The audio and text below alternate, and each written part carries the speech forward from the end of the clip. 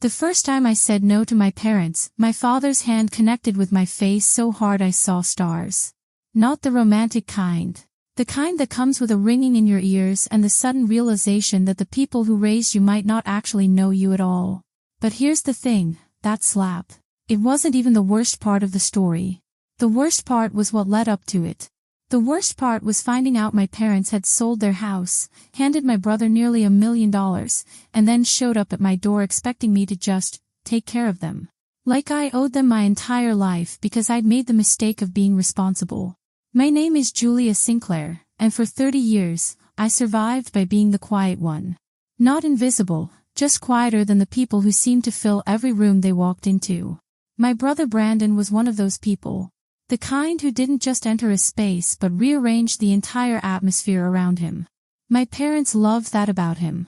They used to say he was destined for something big, while I was just steady, dependable Julia. The one who never needed anything.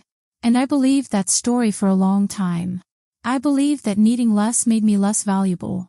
That asking for nothing meant I deserved nothing. I built my entire identity around being self-sufficient because it was easier than admitting I wanted my parents to see me the way they saw Brandon, like I mattered just as much. Maybe that's why I built a life that ran on order and discipline. My condo in Fort Wayne was my sanctuary.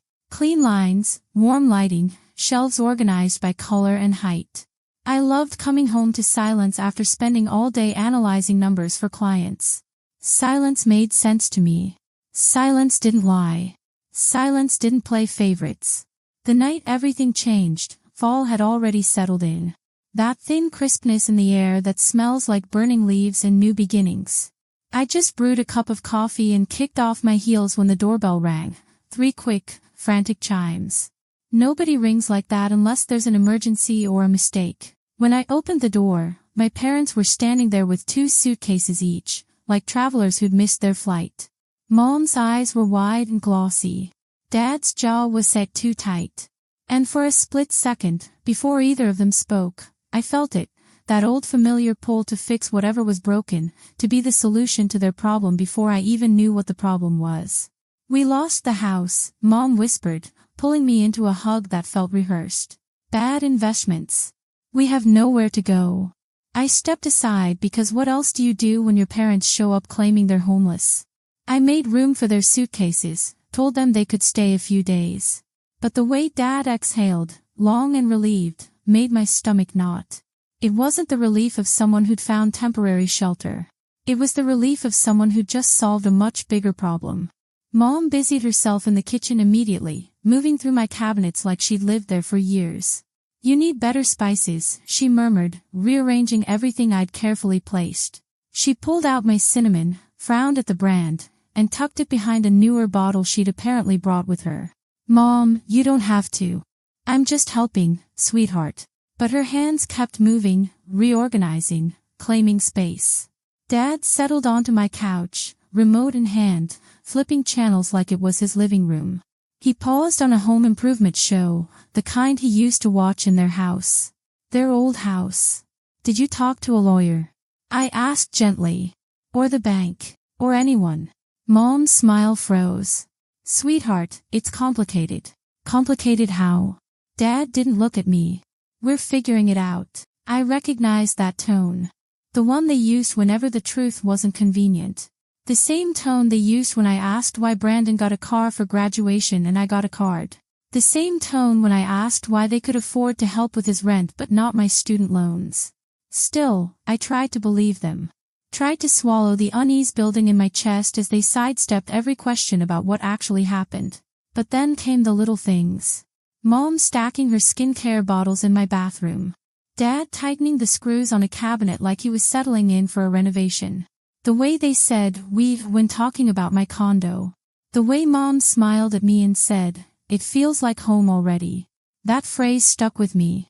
Because it wasn't my home feeling like home to them. It was them feeling entitled to make it theirs.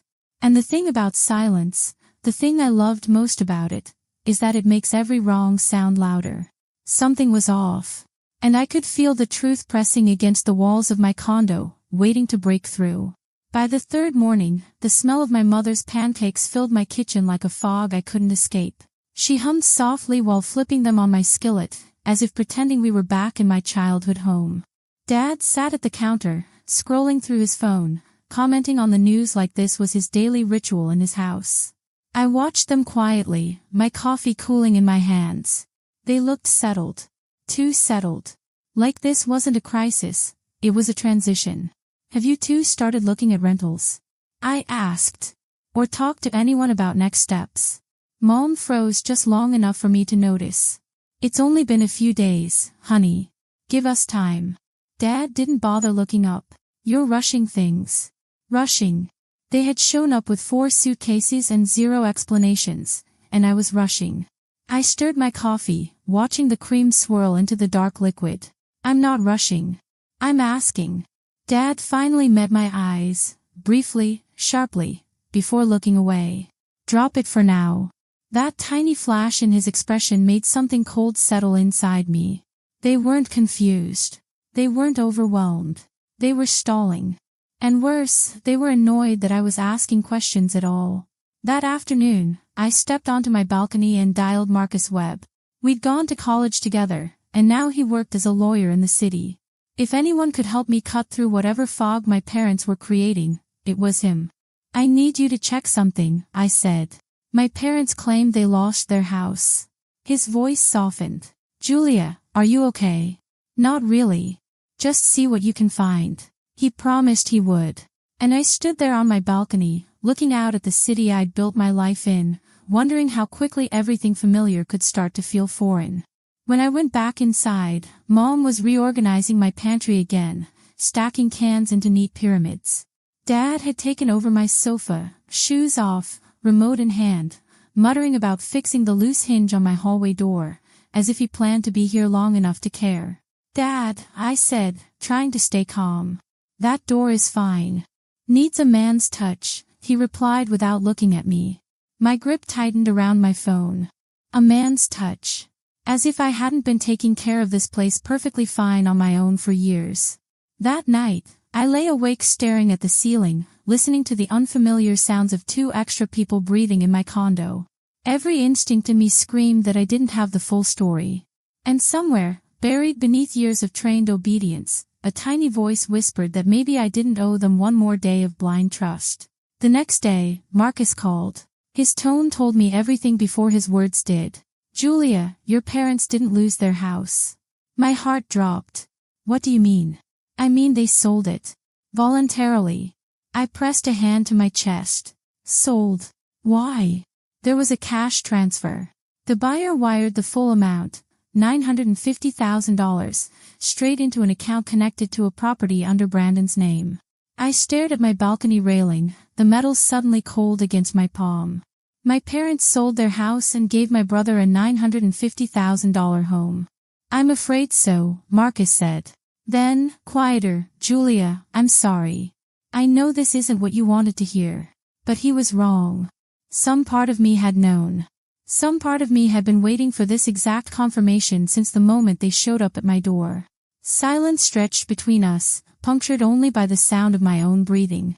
They didn't lose anything, Julia, Marcus continued. They made a choice. And now they're at your place because they don't have one anymore. I closed my eyes.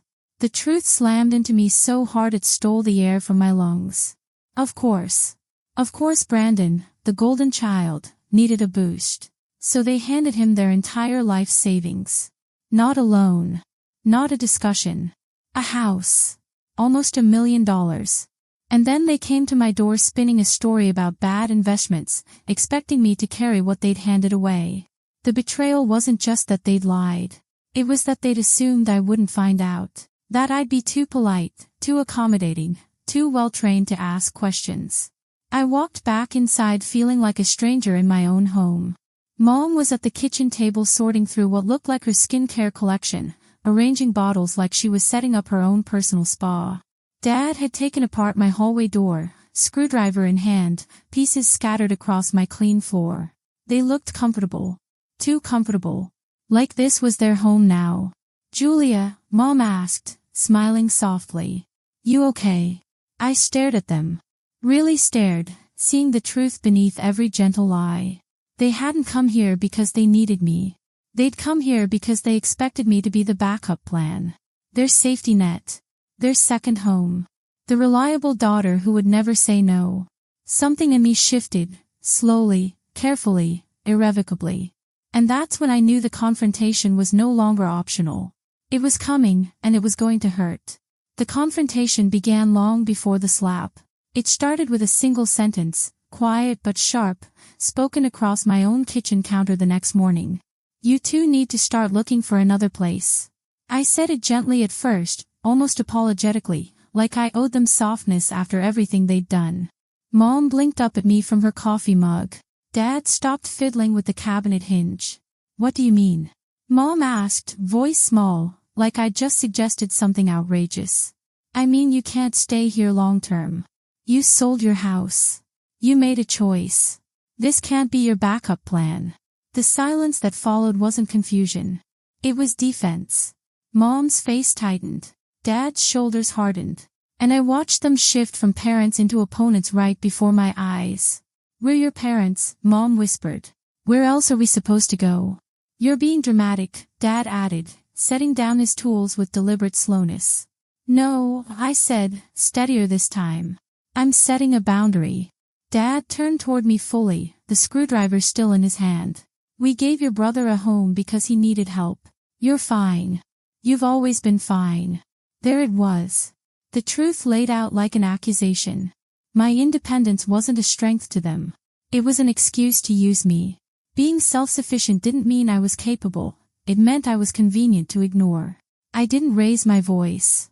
You lied to me. You said you lost everything. You didn't. You handed everything to Brandon. So no, you can't stay here. Mom's eyes widened, tears gathering instantly, as if she could cry her way out of reality. Julia, sweetheart. But the guilt didn't land this time. I'd grown up feeling it like a weight around my ribs, but now it slid right off. I'd carried their disappointment, their expectations, their dismissal for 30 years. I was done. Dad stood up slowly. We're not leaving. You are, I replied. Today or tonight, but you're leaving. The room tightened, the air turning heavy and sharp. I felt something in the house shift, a boundary snapping back into place after years of being ignored. Dad stepped closer. His face had changed. The father I knew had disappeared, replaced by someone who looked at me like an obstacle instead of a daughter. Say that again. No, I said simply. You need to leave. And that was when he snapped. No build-up. No argument. Just a sudden, brutal crack across my face. My vision flashed white. The room tilted. My skin burned hot under his palm.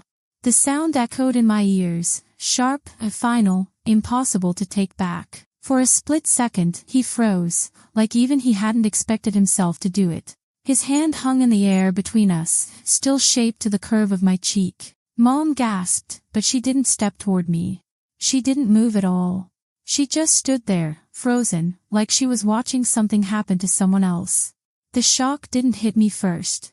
The clarity did. Because in that moment, I knew that if I didn't stop this right now, it would only deepen, only spread, only grow into something uglier than we could ever come back from. This was the line. And I was the only one who could draw it. I straightened slowly, hand pressed to my cheek. The sting was already fading, but the weight of what just happened pressed down on my chest. Get out of my house. Dad's voice dropped low, dangerous. You don't talk to me like that. I didn't answer. I walked to the kitchen counter, picked up my phone, and dialed 3 digits. My hands were steady. My voice was steady. Everything about me felt steady for the first time in days. Julia, Mom gasped, finally moving. Don't do this. He didn't mean. He hit me, I said, still staring at Dad. In my own home. When the dispatcher answered, my voice didn't shake. Yes, I need officers at my address. I have 2 people refusing to leave my property. Dad's jaw twitched, but he didn't move toward me again. He just stared, like he couldn't believe I'd actually done it. Like I'd broken some unspoken rule about family loyalty that was supposed to protect him from consequences. Mom started crying, loudly, desperately, but even her sobs felt like another performance. Another way to shift blame back onto me. to make me the villain for refusing to be their victim. Mr. Sullivan, my neighbor, knocked on the open door. His face was concerned, confused. "Is everything okay?" "No," I said. "But it will be." When the officers arrived, the room changed instantly. Dad tried to argue, pacing, gesturing, his voice rising as he explained how ungrateful I was, how they'd given me everything, how family doesn't turn on family. But he had no legal ground. This was my home. My name on the deed. My rules. Mom pleaded with them, wiping her tears, insisting they were victims in all of this. That I'd misunderstood. That they just needed time. But the officers only looked toward me. "Do you want them removed from the property?" "Yes," I said. "I do." One of the officers, a woman with kind eyes, leaned in slightly. "Are you safe? Do you need medical attention?" I touched my cheek. It still tingled, but the mark would fade. "I'm okay. I just need them to leave." Minutes later, they were gathering their suitcases, the same ones they dragged in with false stories and half-truths. Mom moved slowly, dramatically, like every item she packed was another piece of evidence of my cruelty. Dad said nothing.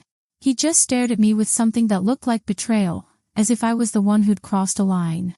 And as they walked out of my condo, escorted by law enforcement, something inside me finally clicked into place.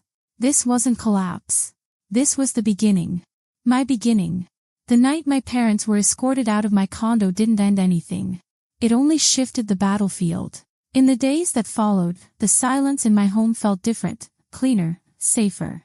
But underneath it, something else buzzed. The knowledge that Brandon, my parents, and the choices they'd made were all beginning to unravel. And this time, I wasn't going to be the one who held the pieces together. 3 days after the incident, I got the first call from Amber, Brandon's girlfriend. Her voice was tight, almost frantic. "Julia, are your parents with you?" "No." A shaky breath. "He can't do this. He can't just shut down like this." "Amber, what's happening?" But before she could explain, the call dropped. I tried calling back. No answer. Just silence and the growing sense that whatever house of cards Brandon had built was starting to collapse. I didn't hear from anyone again until 2 weeks later, when my grandmother Frances called. Her voice was steady, but I could hear the storm beneath it. "You need to come over," she said. "It's time you heard what's going on." When I arrived, she led me into her kitchen where sunlight streamed across the wooden table. Rolled-up newspapers sat next to her coffee mug, and I had the distinct feeling she'd been waiting for me to be ready for this conversation. "Your parents have been staying here." I blinked. "Here? With you? They showed up the night after you called the police. Told me they needed a place to think." I exhaled sharply. "And what have they been doing?" "Thinking." Frances's lips pressed into a thin line. "No. They've been arguing. With each other, with Brandon, with themselves. They're unraveling, Julia. And honestly, it's been a long time coming." I sank into a chair. "Why?" She slid one of the newspapers toward me. The headline made my stomach grip. "Local man faces foreclosure after failed startup gamble." Brandon's name wasn't listed outright, but the details were unmistakable. The property value. The location. The timeline. "He mortgaged the house," Frances said quietly. "The one your parents bought him." I felt the air tighten. "Mortgaged? How much?" "Almost all of it." My breath caught. "And the investment?" "Gone," she said. "Lost in a month. Fast, reckless, poor decisions all around." Of course it was. Of course Brandon, for all his charm and confidence, had gambled their entire lives on a dream he barely understood. And my parents had enabled it, just like they'd enabled everything else he'd ever wanted. Frances reached across the table, her hand warm over mine. "Your parents believed they were helping him. But they never imagined how deep the hole was. They're facing consequences now. Real ones." I swallowed. "What do they want from me?" "You," she said, "are the only stable one. They want you to fix it." Those words hit harder than they should have. Because that was the point, wasn't it? I'd been their safety net since the day I turned 18, and they thought they could fall back on me again, no matter how deeply they cut me first. Before I could respond, a car door slammed outside. Frances's gaze shifted toward the window. "That'll be them." Mom walked in first, her eyes red but her posture rigid. Dad followed, shoulders hunched, so different from the man who'd slapped me weeks earlier. He looked smaller somehow, worn down. And then Brandon stepped inside last, pale, exhausted, defeated. The golden child had lost his shine. The four of them stood in the doorway like a portrait of collapse. Frances cleared her throat. Sit. We all did. The kitchen suddenly felt too small, the air too thick with everything unsaid. Mom's voice trembled. Julia, we didn't come here to fight. Dad stared at the table. We want to explain. Brandon couldn't look at me at all. I folded my hands in my lap. Then explain. Mom started, her words careful, practiced. We sold the house because Brandon's startup needed a push. And the house we bought him, we thought it was an investment in his future. An investment you didn't even tell me about, I said. Dad winced. We didn't think you'd understand. That sentence burned. I'd heard it my whole life. Every time they made a decision that affected me without including me, they used those same words. Didn't think I'd understand, I repeated softly. Or didn't think I mattered. Dad opened his mouth, then closed it again. Mom wiped her eyes, mascara smudging. Brandon finally spoke, his voice barely above a whisper. I messed up. I thought I had a good idea. I thought I could turn it into something that would make you proud. At what cost? I asked. He didn't answer. He didn't need to. The foreclosure notice, the failed investments, the mortgage, everything spelled out the cost. And it wasn't just money. It was trust. It was family. It was everything we'd pretended to be. Dad leaned forward, and for the first time, I saw something that looked like genuine remorse. We know we hurt you. What happened in your condo? It should never have happened. I stared at him. You hit me. His face collapsed. I know.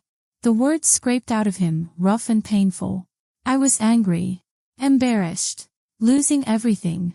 It made me someone I shouldn't be. But that's not an excuse. There is no excuse. Mom reached for my hand, stopped halfway. We didn't come here to ask you to fix anything. We came because Frances told us the truth. What truth? That you don't owe us your home, she said quietly. Or your life. Or your forgiveness. The room went silent. Even the house seemed to hold its breath, waiting. Frances spoke then, calm but firm. Family can make mistakes, big ones. But healing doesn't start with fixing numbers. It starts with owning the damage. Brandon nodded, tears spilling down his cheeks. I'm trying. I'm looking for work. Real work, not another big idea. I'll pay back what I can, even if it takes the rest of my life. Mom whispered, we want to make things right, Julia. But we'll do it without sinking you again. Dad swallowed hard. If you let us, we'd like to earn your forgiveness. Not demand it. Not expect it. Just earn it. The anger inside me loosened. Not disappeared. Not forgotten. But loosened enough to breathe. I can't fix your choices, I said. And I won't carry them anymore. But I'm willing to talk. Slowly. Carefully. With boundaries. Mom broke into sobs. Not desperate, not manipulative this time, but relieved. Like she'd been holding her breath for weeks waiting to hear those words. Dad nodded once, deeply, his eyes wet. Brandon finally looked up, gratitude written all over his tired face. Thank you, he whispered. Frances smiled softly. Good. Then this is the real beginning. And it was. Not the beginning of forgetting, but the beginning of understanding just how much we had to rebuild, separately first, then maybe someday together. In the weeks that followed, everything moved slowly, the way new healing always does. My parents stayed with Frances, not as victims seeking rescue, but as two people learning how to live with the consequences of their own choices. She didn't coddle them. She guided them with firm words and gentle reminders, the kind of honesty they'd avoided for years. Brandon found a job. Humble, steady, nothing like the grand visions he once bragged about. But he showed up every day. He called me once a week, not to ask for help, but to tell me how he was doing. And to apologize again in small, genuine ways. I'm working at a warehouse, he told me during one call. It's not glamorous. But it's real. And I'm good at it. I'm glad, I said. And I meant it. As for me, my condo felt different now. Lighter. Grounded. I added a new lock. Rearranged a few things. Not out of fear, but out of reclaiming. I bought new coffee mugs, reorganized my pantry the way I liked it, replaced the cabinet Dad had taken apart. Every small change was a reminder that this space was mine. Marcus checked in often, reminding me that boundaries weren't walls, they were doors I controlled. You get to decide who comes in, he said. And when. And for how long. One quiet Saturday, I visited Francis. My parents were in the yard, raking leaves, working side by side. They looked up when they saw me. Not guilty. Not demanding. Just hopeful. And for the first time, I felt something other than anger. I felt possibility. We're not a perfect family now. Maybe we never were. But we're finally an honest one. I learned that forgiveness doesn't mean erasing the past.